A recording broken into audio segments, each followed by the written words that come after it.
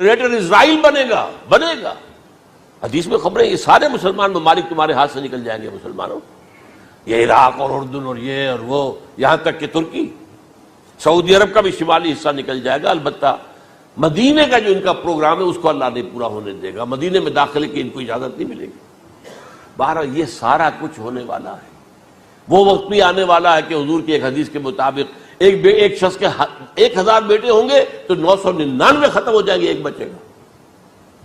یہ وقت بھی آنے والا ہے کہ حضور فرماتے ہیں اتنی بڑی جنگ ہوگی، اتنی خوریزی ہوگی کہ پوری زمین اٹھ جائے گی لاشوں سے۔ تو پرندہ جو ہے کوئی، ایک تو پرندے ہوتے ہیں کہ جو مردار خور ہے، گدھ ہے، وہ تو بڑی خوشی سے اتریں گے، تناول فرمائیں گے لاشوں کو۔ اسی طریقے سے کوے ہیں، چیلے ہیں، لیکن جو نفاست پسند پرندے ہیں وہ لاش کے اوپر اترنا نہیں چاہتے۔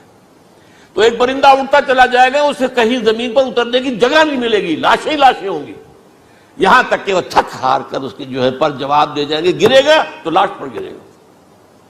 یہ وقت آنے والا، اور یہ یہودیوں کے ہاتھوں، یا یہودیوں کے جو سپورٹرز ہیں اس وقت، جو ان کے ہاتھ میں آلہ کار ہیں، ان کے ہاتھوں آنا ہے۔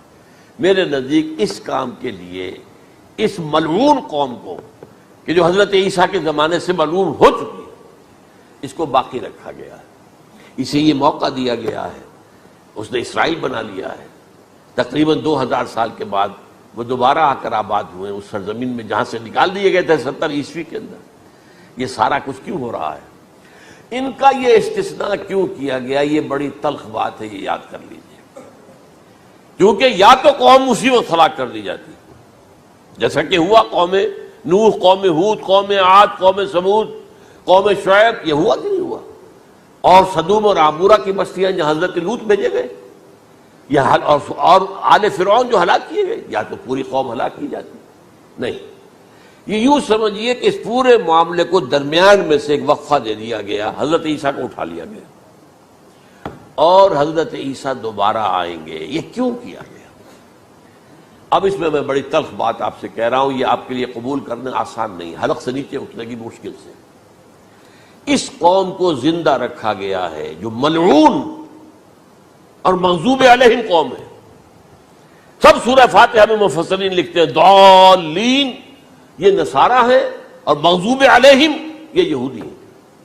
اور قرآن کہتا ہے لعن الذین کفروا من اہل الکتاب علی لسان داؤد وعیسی ابن مریم، لعنت کی گئی ایک ملعون اور مغضوب قوم کے ہاتھوں آخری امت محمد، اور اس کا بھی بہترین حصہ، اس پر عذاب ان کے ہاتھوں آئے گا، عربوں پر عذاب یہودیوں کے ہاتھوں، اس لیے ان کو بچایا گیا۔ یہ میں نے کئی دفعہ واقعہ سنایا، مولانا اسلائی صاحب بتایا کرتے تھے، کیونکہ وہ راجپوت تھے، یو پی کے راجپوت، مشرقی حصے کے، کہ ہمارے ہاں کوئی نوجوان اگر کوئی بڑی گری ہوئی حرکت کرتا تھا تو اس کے سر پر چمار کے ذریعے، چمار کے ہاتھوں جوتا لگوایا جاتا تھا۔